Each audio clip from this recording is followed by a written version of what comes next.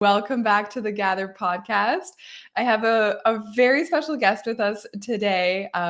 We are so excited to chat. Welcome, Tanja. Tanja Lau is a poet, an entrepreneur, and an all-around really amazing person that I can't wait to get to know and spend time with today. Why don't you start off by telling us a little bit about your background, where you're from, and maybe also we can start getting into your poetry journey and how poetry kind of found you and all that good stuff. Yeah. Sure. Thanks, Maria. Thanks for having me. I'm Tanja. I was born in Munich. I'm half Italian and half German. My mom is from Italy. And now for the last 10 years, I've been living in Switzerland. I also acquired the Swiss citizenship. So now I have three nationalities, so to speak. And I ended up in the middle between Genoa and Munich, kind of by incident. But yeah, it's really amazing here. I keep feeding people pictures from Switzerland because it's so lovely here, and you're all welcome to visit me at some point. Yes. Yeah, so I live here. I have two kids. They're 6 and 8. So I'm a mom, and I'm also a part-time entrepreneur. Yeah, just trying to combine these two things because it feels like, although a lot of people tell you like it's the worst time to start a company, I think it's amazing to start a company when the kids are little, because my company is growing as the kids grow. And I started it when my second child was 3 months old, and it has worked very well for me. So yeah. And I'm also writing occasionally, more and more, thanks to you. Yeah. And so I'm excited to share more, whatever you want to know.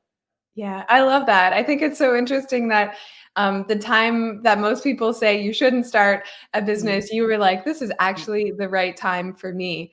Are you someone that sort of makes decisions based off of their like gut and like an inner knowing inside?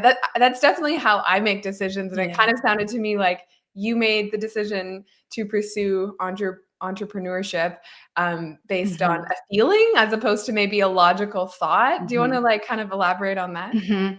Sure. Yeah, it was nothing that I had planned from the beginnings. Like some people know they want to start a startup at some point. That was not the case for me. I'm also not part of a very entrepreneurial family. My parents are very risk averse, so it's not something that is in my genes, I guess.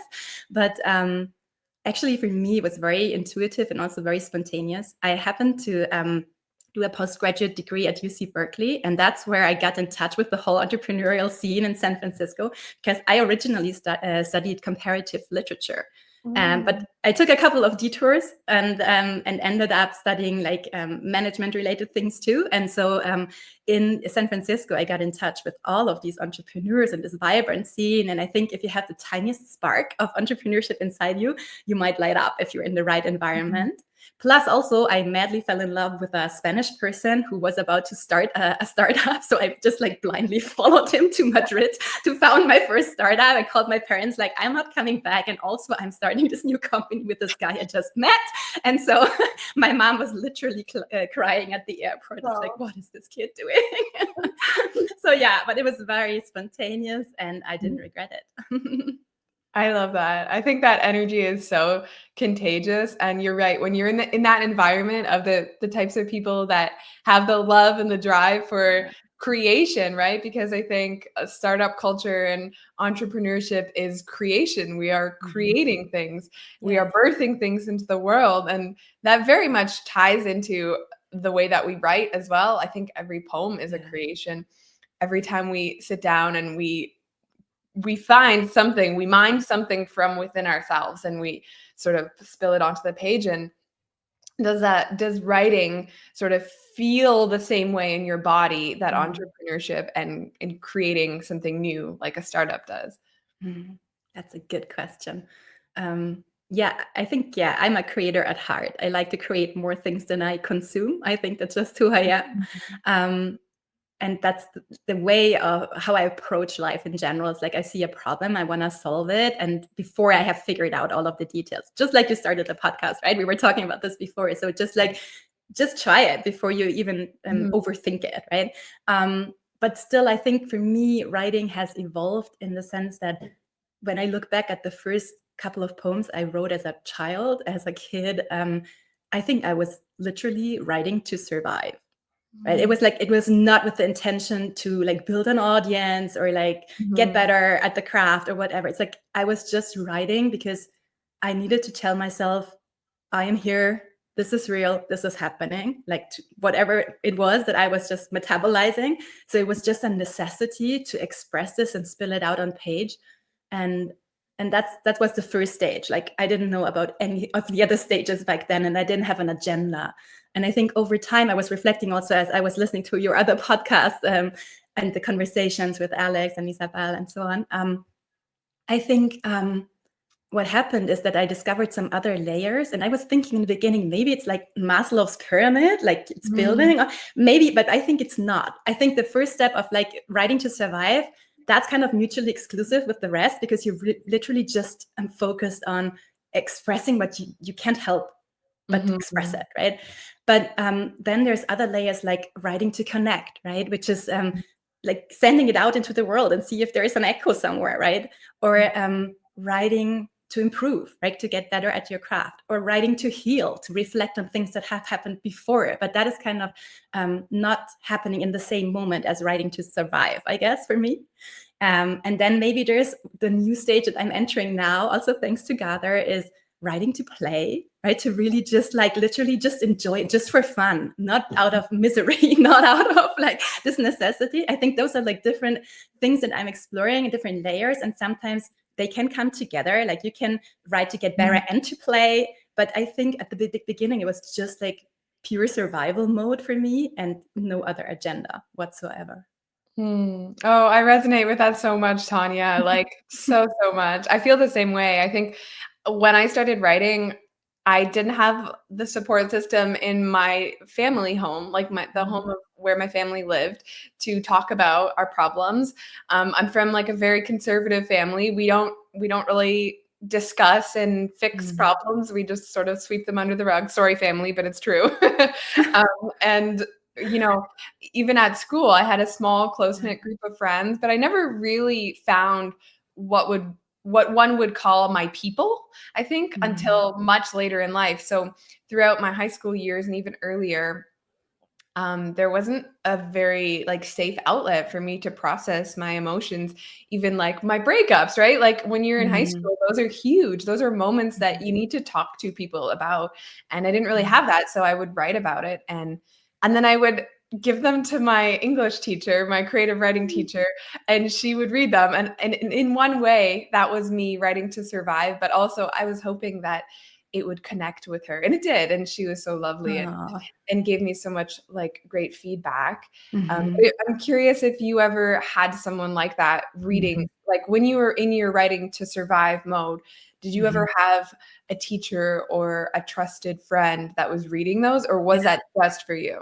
No, it was really just for me. And I was super embarrassed that I even had to write, right? That my life was falling apart in ways that I didn't have my shit together and I just needed this. I thought it was zero compatible with being cool. So I didn't tell anyone about this. And the first time I shared a poem with someone other than my sister, who might have gotten some occasional poems, I think I was in my 30s. That's the first time I shared a poem. And a friend of mine encouraged me to go up on stage and read a couple of my poems. And it's like, it took me 30 years to get there, which is kind of crazy. But it's also because it was a part of me that didn't go well with this kind of go-getter, I have everything figured out kind of person that other people were seeing me as. And I had like this disconnect in me from like my inner life and all the things that I was still figuring out. And so I feel like, no, it would have been great to have a mentor. And of course, the teachers, they did realize that writing and expressing myself through words was something that I kind of had no problem with, and I got good grades and everything, but there was no mentor, no one who really like encouraged me on this journey. Like I was just hiding all of it. Yeah, I really resonate with the idea of having like two kind of separate worlds, like your inner creative world that most people don't know about, and then your outside world, the one that you present to all of the people you spend every day with. I was definitely like, when I was in my early 20s after I graduated university and I started an accounting job, like no one in my accounting office knew that I was a writer. Even when I self-published Peeling Oranges many years ago, I didn't tell anyone that I had a book. I didn't tell anyone that I was sharing. I don't even think I told them I had like a book launch or anything, even though at the time it was public knowledge and I was sharing publicly on Instagram. But I just prayed and hoped that no one would find it. I'm like, hopefully no one in my office reads my breakup poem. But isn't that interesting? You're hoping that no one of those people will find it, but that others will, right? I mean, you're writing for someone to, like, a lot of things I do in life are meant to make someone aware that I'm here and I'm like writing and I want someone to read it, but not just anyone, right? Some people need to stay the hell away from my poetry, please. Yeah, absolutely. And it's funny because once you start sharing on the internet, you really can't choose. Like, Yes. I mean, you Yes. can do certain things, like people write with pen names and people, Mhm. will make sure that their family isn't following their accounts. Mhm. But for the most part, I think it's really scary to share your work Yes. publicly on the internet But because anyone can find it and anyone can critique it. And I've had many people comment on some of my poems that they think they're trash, and that's just like part of the risk that we run with opening our heart up. And I think anything that you're not scared of losing is not worth having. And so if we are not opening ourselves up to the vulnerability of other people's Mhm. critique, then we are not opening ourselves up. We really aren't opening Yeah. ourselves up fully to Mhm. experience the full connection and the joy of sharing our work. I'm curious what your relationship is to sharing your work, publishing your work, submitting it to lit mags. Yeah, like how does that feel for you? And have you learned anything along the way that you think would be valuable to share? Yeah, I think I might not be your typical podcast guest in the sense that I don't have a book published, or I'm not even thinking about publishing one soon, I guess. I'm also not making money from my writing, except for like there's a children's book coming out, I have to say, next year, but that's not, I mean, it's awesome. I love it. But also another thing that I didn't do for the money, because I have my entrepreneurial job that pays well and that I'm like happy with. So there is no need, like no economic need for the writing to support me Mhm. financially. And so I think it's this one space that isn't tainted with like, I have to grow this. This has to be a success by anyone else's standards, right? So it's the one thing that my hyperachiever did not obsess over yet. But I have to say, like when I started sharing on Instagram, at the beginning, I had this high because people suddenly found me and I had like 1,000 followers within a couple of weeks. Like, oh my God, like this is amazing. And then suddenly I realized, okay, so there's this algorithm thing. And if you don't like feed it constantly, like you're going to be pushed into Instagram nirvana and nobody will care. And again, then I found suddenly it started feeling like a chore. Like, oh, have I published anything yet? And also this whole, like, I know that you share like pictures and other poets. I love looking at all of your pictures and tomato dresses and all of the things, I love that. But for me, it's really hard. I rarely take selfies. I usually don't share a lot of things about myself, like picture wise. And I feel like that's also part of the deal of like building an audience. Or I'm curious about your opinion, but it feels a bit like it is. And so I have this mix and weird relationship with sharing. Like it's part of my healing journey that I show up and I show up more and more. And there's like at the beginning, I didn't have a profile picture and then I didn't submit anything under my real name. And now like I'm confusing everyone because I'm using partly my real name and partly not. So I'm kind of taking baby steps towards like becoming more visible. And also I want this to be a space that feels pure and feels like just joyful and is not tainted with like, I need to achieve something specific with it. I don't know if that resonates. Yeah, it really does, Tanya. Like, I think you're speaking to so many people who feel the same way. And I think, like, the most beautiful things usually start in a very, I would do this anyway kind of thing. Like, I think a lot of Mhm. startups, a lot of companies happen because someone is doing it already and then they Right. realize it turns into something that can sustain them. Like I remember when I started posting my poems on Instagram, like probably 4 years ago. I have a hard time remembering the exact timeline, but I had no idea that you could make money from poetry. I was just sharing my work because I was again hoping that it would maybe plant a seed of some kind of connection, or I just felt like it needed to be seen. And for years, like probably the first 2 years, I just wrote poetry and shared it because I didn't know like how not to. I just loved it. It was so Mhm. fun. Mhm. And I think the first time I made any money from my poetry was selling poetry prints.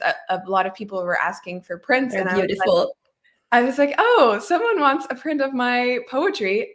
It felt almost like I was scamming someone because it's like, a piece of paper but I Yeah. realized it's I think it always works best when you are doing something because you love it and you're doing it like because you don't know how not to, and then it organically becomes Mhm. something that someone Right. wants, and then I think it's harder to go into it with a plan of this is how I'm going to grow, this is how I'm going to strategically create an audience.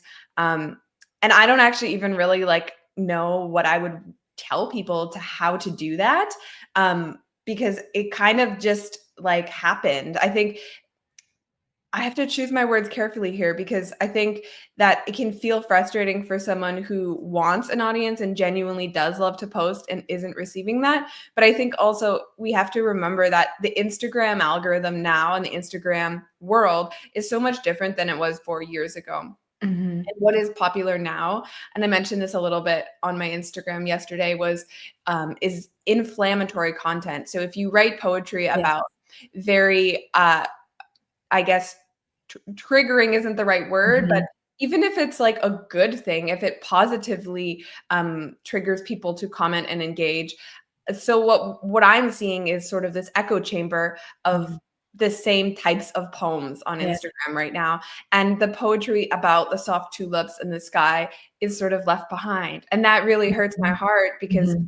we need that poetry just as much as we need poetry about important topics and issues and Mhm. controversial things. Those are wonderful. But I think it's hard as a poet when you're sharing your work and certain types of poems perform Mhm. well and others don't. And then you start to think that those poems are better than your other poems. Mhm. And Instagram is a terrible judge of good poetry, Exactly. in Yeah. my opinion. Yeah. And so I think it's important when you're starting to write and share that we just like keep that in mind, that just because something performs does not mean that it's like necessarily a good poem or even that it would be published. And Mhm.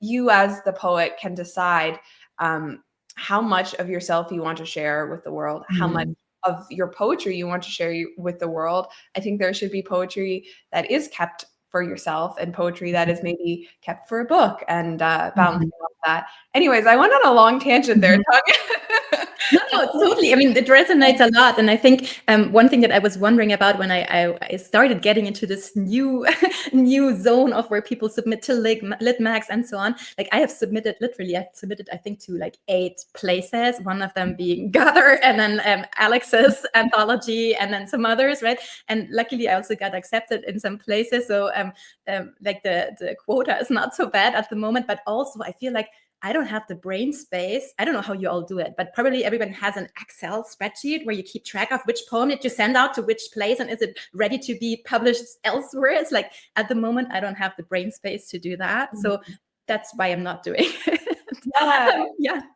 And you can't do everything. That's the thing too. Yeah. I think sometimes people forget that most poets who are like submitting all the time everywhere do this for a full-time job, so they have a lot more time, and or they have someone doing it for them. Like Mm. I think it's if you have a lot of things going on throughout your day and you don't have time to submit to your lip banks, that's like so valid and so like common sense. Like, of course you don't. You're Mhm. busy, and we're all busy, and it's challenging. I think also it can sometimes be like I I call it sort of like playing the slot machine, right? We sometimes get Mhm. high off of just putting in the slots to the slots to the slots. I think Mhm. it's more fruitful to intentionally think about what publications you Mhm. would actually want your poetry to have a home in, and what Mm. publications feel like aligned with you instead of just like throwing darts at the dartboard. Yes. That takes a lot of time. It can be a lot of rejections, and it also you might end up being published in a journal that doesn't actually feel like fits your vibe Mhm. or fits who you are.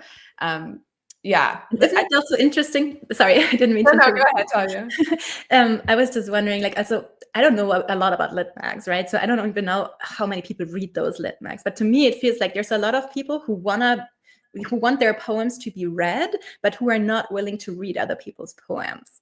Mm. And I think connection for me is a two-way street. And I told you about the first time that I was invited to read my poems. That's a beautiful concept. It's an event where it's called the Women's Hub, and it exists in different places in Zurich. That's where I went, but also in Germany. And it's an event for 50 women. And you can, once you buy your ticket, you don't know who the speakers are going to be. So you can buy your ticket, and you can, if you want, also apply for one of the 4 speaking slots. And they share stories of women who are in transition. Like it can be any kind of transition they're in. And I was in a transition of like showing up as a poet. And so, but I didn't know if I was going to be selected, but I bought my ticket anyway. So we all say we're going to be there no matter who's going to be on stage, right? And I think it should be a bit like more like that in the lit mag world, that we all buy a copy and before knowing if we're going to be published or not, right? I mean, for me, it feels like there's much more people who want their work to be seen, and also on Substack. Like I was also very excited about Substack. And at the moment, I feel like, well, there's lots of people who push their work into this world, but they're not engaging with anyone else's work, right? So I don't know how you feel about that, but for me, that's not real connection. That's like just like egos who need to be fed. Absolutely. I think that's so true. I think it was Rattle magazine, one of the biggest poetry lit mags, that said they have like double the amount of submissions every year than they have readers. So a lot more people wanting to be published than people actually reading their magazine. And I think you're absolutely right. If we want to be a good literary citizen, we need to also engage with the work that is being published if we want to participate in that as well. And it's funny you mentioned that about Substack, Tanya, because I felt the same way. And I remember when everybody started moving to Substack, everybody said, this is so much better than Instagram. I'm finding such a better community. And to be totally honest, I never really found that. We started sharing our poetry through Gather on Substack now. Last week was our first week. And I'm hoping we can find that through that. But through my personal Substack, I found that it was kind of lacking. And I actually found that the connection was better on Instagram than it was on Substack. But I know many people have had opposite experiences, and those are valid, of course, as well. It also depends where your followers are coming from, because my first post on Substack, where I introduced myself, it got like 200 likes and a lot of replies of people posting their own Substack, and I engaged with every single one of them. I checked out their profiles, but they never came back, right? Or many of them never came back. And I also feel it's normal, because if you're trying to subscribe to everyone to get more subscribers, like how many of those posts can you actually read? It's like having, I don't know, 100 newspapers every week. Like it's not possible to consume them, right? So we need to also be mindful where our attention goes. And I don't want to be stressed out about like reading all of those emails in my inbox, right? So I think what is really cool about the Gather poem now on Fridays is like, you know what you're getting. It's this one poem. It's on Fridays. I think it makes it, for me, it makes it more tangible and more plannable. Like I will make room for that for sure, but I cannot follow up with everybody's submissions either, right? So for sure. Yeah. In a world where attention is the new currency, we can't afford to give our entire attention to all of these different publications. And I think that's the problem on Substack right now, especially with paid subscriptions. There are so many wonderful publications that are paid that I want to subscribe to, but it becomes like by the time you have 20 subscriptions at $10 a month, like it becomes a lot more economical to subscribe to a newspaper that does, you can read the words of hundreds of people in one newspaper or one magazine. And I think that's where like the model of Substack is going to fall apart, because we want, I think individual people being paid for their work is so wonderful and so amazing, but there's like an upper limit to that, I think, before it starts to become unsustainable. And that's why I think people are having issues right now with like Substack. I've seen it. A lot of people are commenting about, you know, people will subscribe and then they will just jump ship after a month. And I get it, because you can't stay for everyone forever. But it's challenging. I have found, if we're talking about instant connection and connection between the reader and the writer, I have found on Instagram, what I like about sharing my work there, as opposed to publishing in a lit mag, is that in real time, you can interact with your reader. And that's something that I think is missing in the lit mag world, is you could be publishing a poem in a lit mag and somebody is going to be reading it at home in their bed and they love it. And there's just no way that you're ever going to know that they love it unless they, somehow find your contact information and reach out to you and email you and say they loved it, which most likely no one's going to do that because that's a lot of friction, right? But on Instagram, you can get a comment and someone tells you they love your work immediately and you can respond and maybe you have a conversation outside in the DMs or something. And I think that is the value of that instant connection. Absolutely. Yeah. Yeah. Yeah. And I feel like you're also getting a bit of context on how a poem was born, right? So I know you wrote a certain poem in this certain dress because you shared that, right? Or maybe Alex was frustrated about not having any inspiration, and then she wrote a gorgeous poem in this pizzeria where she was like having whatever on that day, right? But I love having these micro insights into other people's lives, and that's ironic because I'm not sharing a lot of them. But maybe one day I'll get there. But I love like having this context about how a poem was born. It's less abstract when you also know like how it was conceived in a way, right? Yeah, for sure. I think that's so special. And it's a look into the world of the poet as a human and not just as a writer. And I think Yeah. it's also encouraging to see other people's ideas and plans and how they conceived of a poem. And maybe, I'll go to a pizzeria tomorrow because I saw Alex's post about going to a pizzeria. Alex is an inspiration to all of us. She really is. She's so wonderful. If you ever get the chance to meet her in person too, I invited her over. I hope she's coming one day. I told her she should totally visit. We need to do a gather writing retreat in Switzerland. In Switzerland, you should totally do that. I would so support you in doing this. I have a perfect location for it too. So one day we'll make that happen, Maria. Oh my goodness, that sounds so dreamy. I would love that. One thing that I was curious about, Tanja, is how do you structure your writing routine as like mixed in with being a busy mom, being an entrepreneur? Do you have like a certain time you write during the day, or do you have a certain day of the week that you prefer to do your writing on, or is it very much just based on like vibes? I'm always curious. Yeah. Great question. So I have a beautiful space that I set up for myself with a wooden desk, and then above it there's like a shelf with a wooden boat that my great grandfather built with his own hands. It's like this perfect space where I thought like, okay, this is where I'm gonna be writing because it's just so inspiring and neat and so on. And like, yes, so many poems I have written in that space, like zero. I've edited a couple there, but like for me, like writing happens wherever I am. And I like the moment I stopped waiting for the perfect moment to sit down and write, that's when I started writing again. Because for me, it happens mostly on my runs, because apparently that's when my brain functions the best. Like I'm a runner, and I usually go on early morning runs, and that's where my brain will start like taking a run on its own. And then at the beginning, I thought like I could kind of remember those lines and write them down when I get home. And I lost a lot of poems that way. So now I'm like really literally stopping and like talking into my phone, or like typing something down in my notes app. And it might be just like parts of a poem. It might be a whole thing. It might just be an idea. I call this like, I have this notes app. It's not fancy at all. I don't even have like a paper notebook. I would love to have that one. It would be so much, I don't know, more nostalgic to write on paper. But I actually literally just have this notes app on my phone, and I call it my compost heap. I mean, I just throw in everything that pops up. And then sometimes when I'm writing something and I'm missing a line, like I go through all of it, and then suddenly something else makes sense, or it like, I don't know, somehow it starts coming together. So that's one of the things that I do. I just write whenever it happens. It can be at the grocery store, it can be on a run, wherever, like at the playground. I usually try to jot down everything that crosses my mind, because otherwise it's going to be lost. Maybe it's my menopausal brain that is no longer able to contain anything, but yeah, that's how it happens for me. And in addition, I do have something installed into my routine, and this is a luxury that we're kind of treating ourselves to. My husband and I, we do take turns every Friday. So every second Friday, I have a Tanja day where I'm off child duty and also not working. So basically, from the moment I wake up, I can do whatever I want until the evening.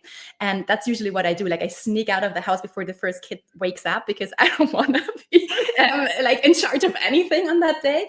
And I usually go to the mountains for a longer hike, or like, yeah, and that includes train rides usually. And I do a lot of writing on the train. Like for example, the children's novel that I'm writing, like that usually happens on the train, or like on those Tanja days when I need more than just a couple of minutes to start writing and getting into the flow. But honestly, this children's book that I'm writing, the longer one, I've been writing it for over 4 years.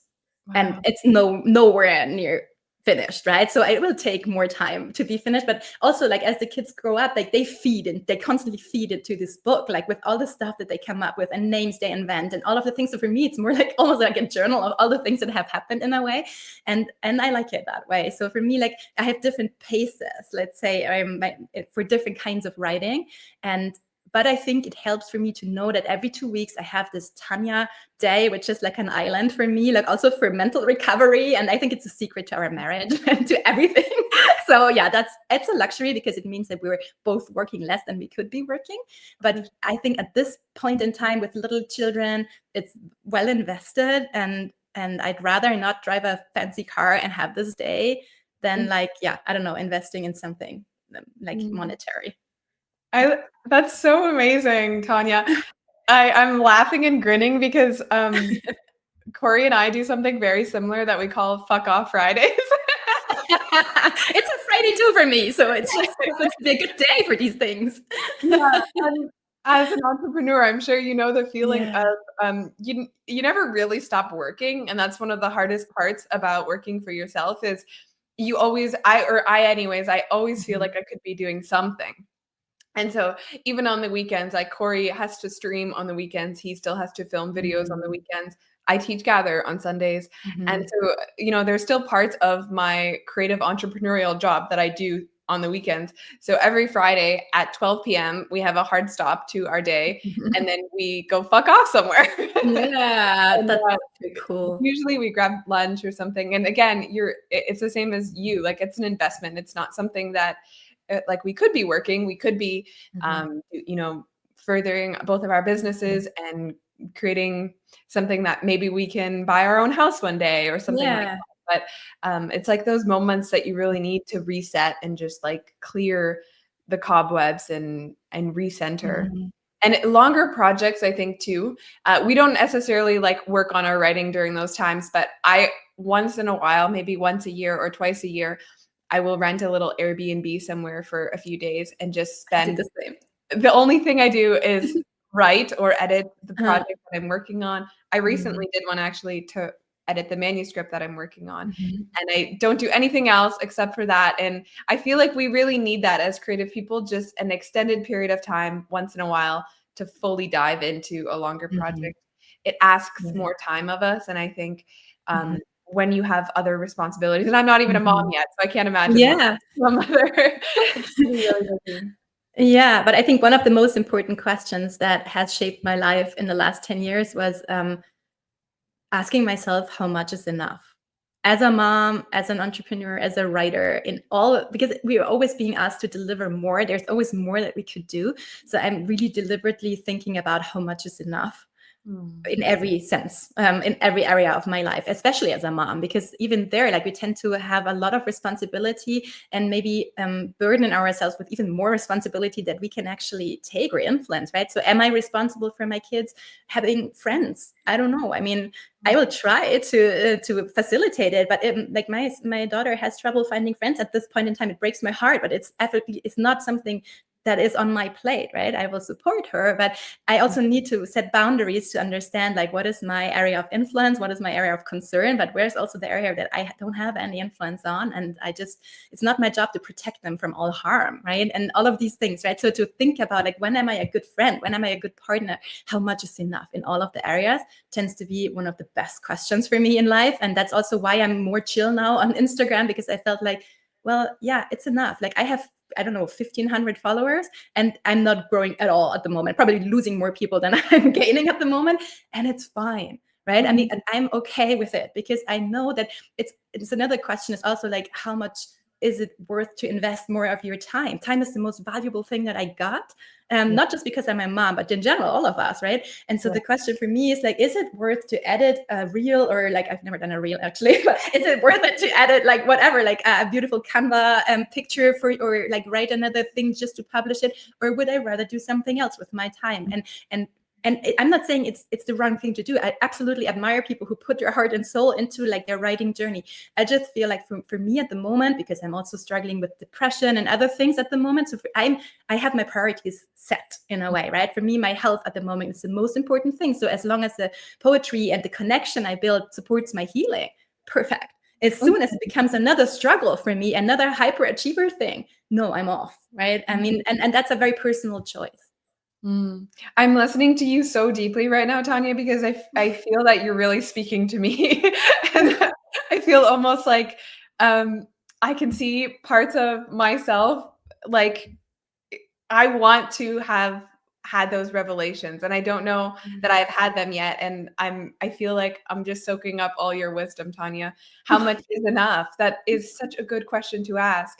I think something I was talking about with my therapist a while ago was the idea of optimizing. And you see so many posts nowadays on Substack and Instagram, how I grew my to $60,000 on Substack or whatever. Like, I'm sure you've seen those too. And sometimes I think it can make someone feel like if I'm not there, then I have also not achieved the bar. But at what point can we stop optimizing? Like, where is the ceiling? Where's the bar, right? And I did something like I had decided to stop writing on my Substack because my health, I decided, was also my priority. I have endometriosis and Yeah, I'm me often too. very tired. Oh, I'm sorry, Yeah, Tanya. I feel you. It's No, I so feel you. It's like, yeah, you know what? One of my love languages is gifts. I don't know if you're familiar with the concept of the 5 love languages. It's super cool. Yeah. And so for me, one of my love languages is gifts, and especially giving books as a gift. And and usually when I talk to people, suddenly these books pop up, and I feel like this is exactly the book that this person needs at this point in time. If I may, I would suggest one book. It might be also interesting to other solopreneurs. It's called Company of One, and it's by a guy. I think he's in marketing, but basically what stuck with me was he basically figured out how much money do I need to make, and then he works as long as he needs to make that kind of money. And the minute he makes that amount, he stops working and he goes surfing for the rest of the year. So he doesn't know exactly when that moment will come throughout the year, but and I love that concept so much. And that was also one of the things that influenced me. But I think this Company of One concept, that could be super helpful for you at this point in time. So if you want to yeah. check out that book. I will absolutely. That sounds so phenomenal. I love that. I love that concept too. And it's like the things you would do if you were to just to stop working. What would you do? And I think that kind of like speaks to like our innate desire to do something other than perhaps what we're doing. And it's hard because I think like I'm doing something that I really love. I love teaching and gather. I love creating different opportunities for writers and supporting them. I think it's one of my gifts, to be honest. But at one point, does the thing that you love to do get overshadowed by supporting other people? And so sometimes I struggle with, well, where does my writing and my poetry come into the equation? And sometimes it's the last thing that I prioritize. Yeah. And I think I need to find a balance where I can still prioritize that as the number one thing and also support other writers and gather, and like that is my income, right? So that's something that I'm right now still balancing. I think I've got a lot better at it than I did at the beginning. Just like anything in life, when you start doing it, it's going to be rocky at first, but then as you hit your groove, you start gaining more traction and stuff like that. But anyways, I was going to say something else and now it's kind of slipped my mind. Oh, I was going to talk about Substack, and I think sometimes we think we always need to do the right thing. And Substack for me, like by all accounts, most people would have said like you need to continue to try to grow your Substack platform, especially when you have the funnel from another platform like Instagram going into Substack. And so I decided to do like the opposite, which is to stop writing on Substack. And I think many people would have said like that was a stupid choice or not a very optimal choice. But the one thing I want to move away from this year, and the one thing that I think I have moved away from this year, is just like not always making the optimal choice, and that is still okay, and that's good enough. Just like you were saying, like, sharing on my Instagram is good enough. I don't also And need to share on Substack. And I'm not sure if that and resonates at all. I feel like yeah, absolutely. No, Mhm. and I wouldn't call it, I wouldn't even call it suboptimal. It's like, for me, the word that pops up in my head is counterintuitive. And that doesn't make it a bad thing. It's one of my favorite words at the moment. And that's what I do. If I may bring in an example from parenting, sometimes when my kids act out, and even when my son hits other children, because he has ADHD, and so sometimes he will like act out and not be able to control his impulses, that's when I hug him the most, right? And it might sound counterintuitive, because I should like probably tell him off, and like that's what other parents would expect of me. But I know that in that moment he needs me the most, right? And so I think often like doing counterintuitive things, it's a good thing. It's not even suboptimal, and by whose standards, right? So to optimize something, you need to first agree on what is your decision currency. That's how I call it, right? So what are you optimizing for? And I work in product management, so we're always about like prioritizing backlogs and like making all of these trade-off decisions. And the first thing you need to do is figure out, what are you optimizing for? And for example, my husband and me, we sat down and figured out like, what's our decision currency in our family? And for us, it's joy and not money. And that has helped us a lot in making tough decisions. Like right now, he's in the middle of a midlife crisis and figuring out that he wants to be a train conductor. So like next year, he's going to start, he's going to fulfill a childhood dream, and he's going to make 80K less than he did before, right? And it's a lot of money that we are missing out on. But I know that this is the right thing for him, and it will change things for us, and he will work shifts and all of the things. And maybe I will have less time to write. I don't know. But at the same time, we're showing our kids that at any point in time, you can make course corrections and you can optimize for joy. You cannot optimize for all of the things at the same time. But I think figuring out what does it mean to be true to your life stage at this point in time, and that can vary. I had a phase in my life where I was working 80 hours per week, and I was co-founding startups left and right, and that was right for me at that time, right? But now I'm working 2 days per week, and I'm optimizing how much I'm making per hour, because I don't want to work more. For me, it's easy, because I said, you were saying it's hard to know when you're done with your work as an entrepreneur. For me, it's actually easy, because I said I'm going to work 16 hours or less, and that's what I do. And I just stop, right? So it depends on what you're optimizing for, but I'm not optimizing for the biggest growth of my company. I'm taking it slow. It's an organic growth by word of mouth, and I'm also building a community. So there's a lot of parallels between us, right? But I think it's so important to figure out, what are you optimizing for, and not let others take that decision for you. Just because some of the people are optimizing for growth in terms of measured by subscribers, that can be a vanity metric. Absolutely. Yeah.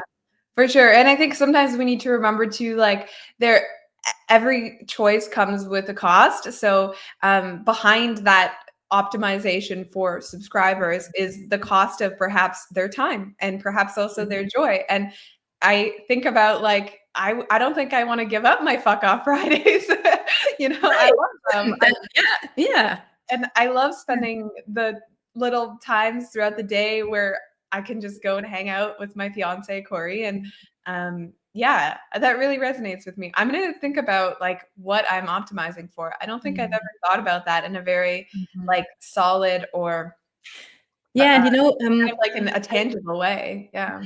and I think one of the leading questions for us is also, what is special about this phase in your life that doesn't come back?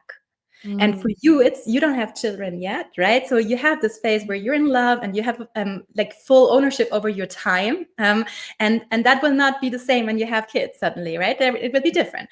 And for me, at the moment, it's my kids have grandparents who are alive and well, and we can spend time together. That might not be the case in a couple of years. So we're optimizing for them to see each other because they live far away, right?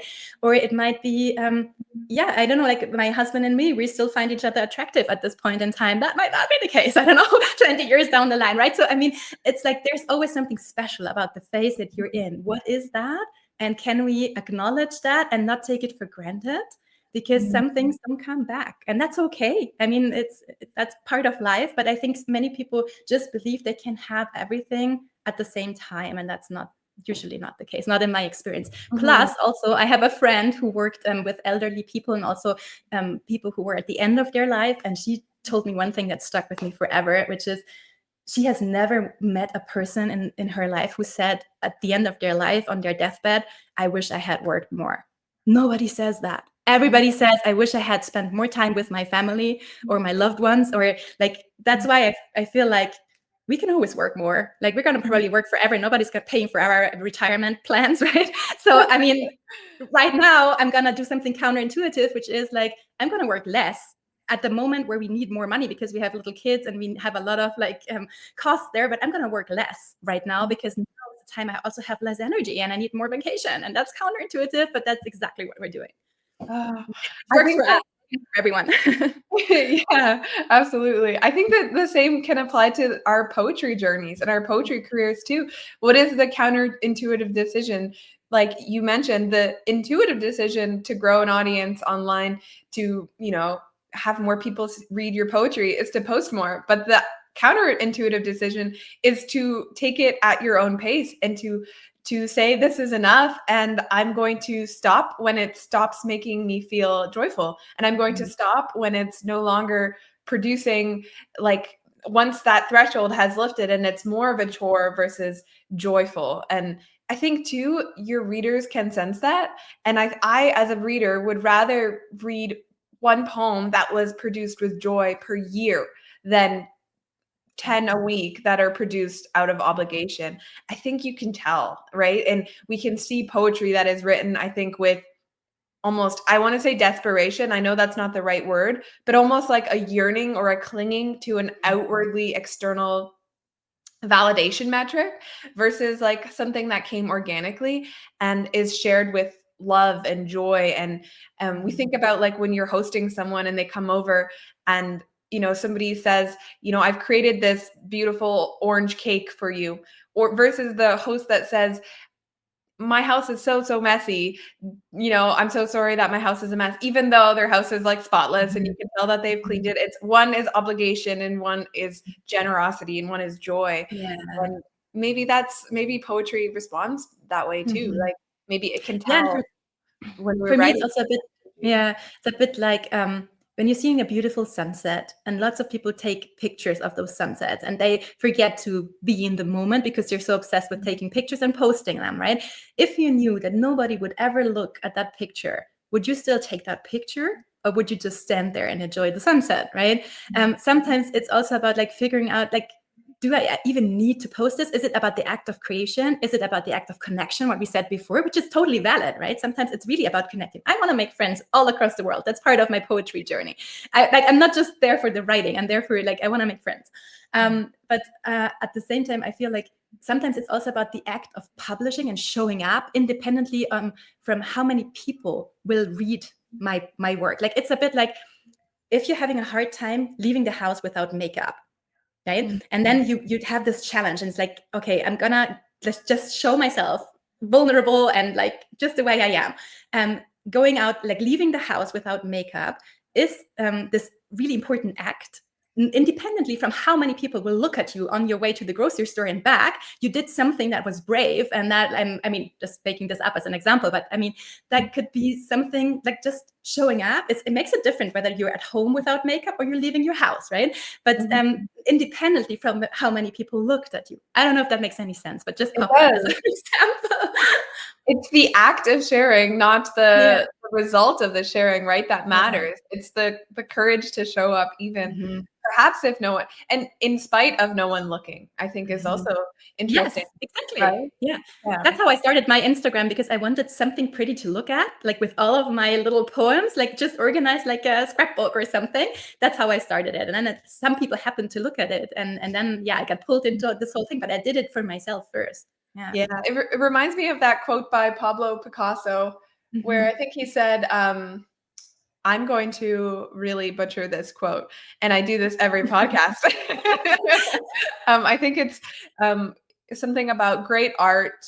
People can't help but look at great art.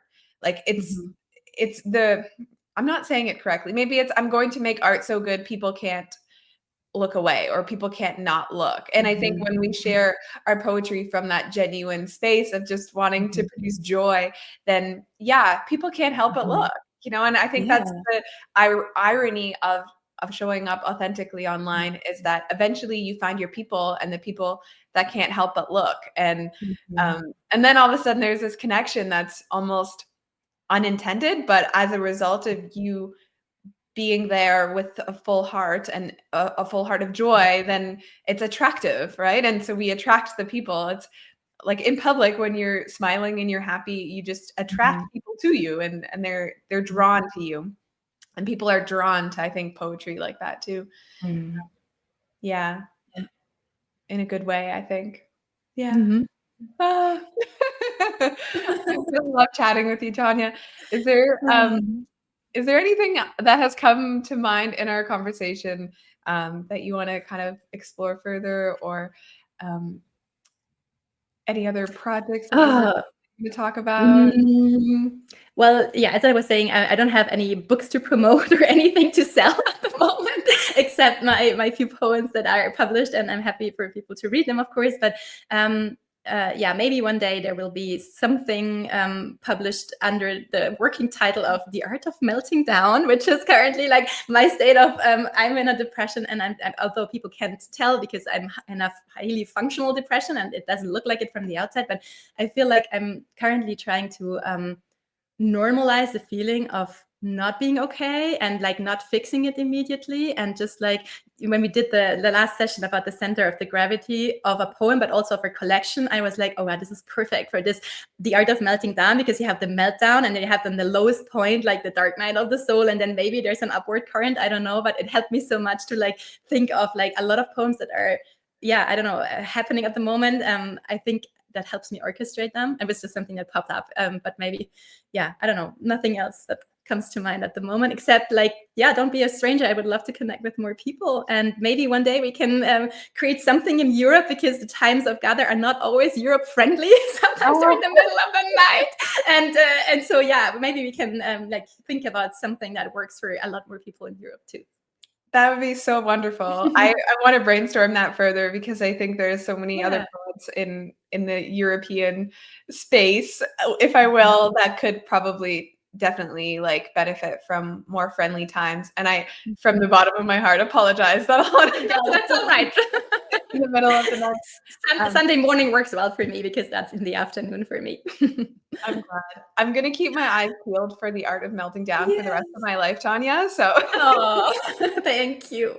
I think that's such a beautiful title. It's I think it is an art to let oneself melt down and sort of just sit there and not reach for it sounds like we're both kind of the high achievers or the overachievers, or always looking to go the next step, but maybe, you know, we can sit in that center of gravity. And it's actually, yeah, this image that I had about when you're being sucked into a current, or in the ocean, it can be quite dangerous, right? When you're getting sucked into a current, and most people fight it and they try to come up for air, and that's the most obvious way to die, actually, because you can't fight the current. You have to like relax and let it suck you in and spit you out somewhere else.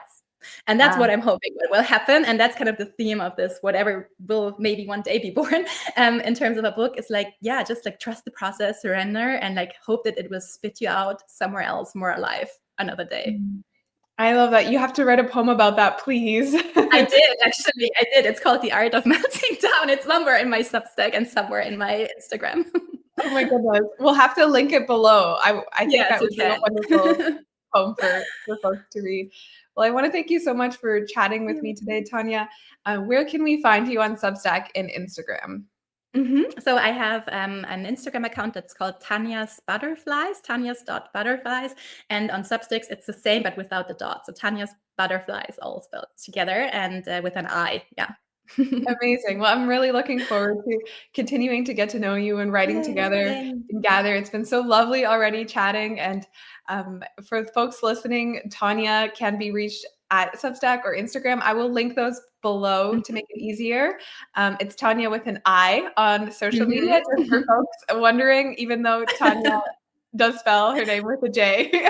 But anyways, that's another story. I don't know what my parents were thinking, because I'm Italian and the J doesn't even exist in that language. So I don't know what they were thinking. It's often mispronounced. That's why I switched to an I.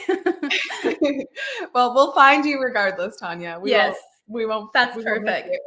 you. Thank you Well, so much, Maria, for your time.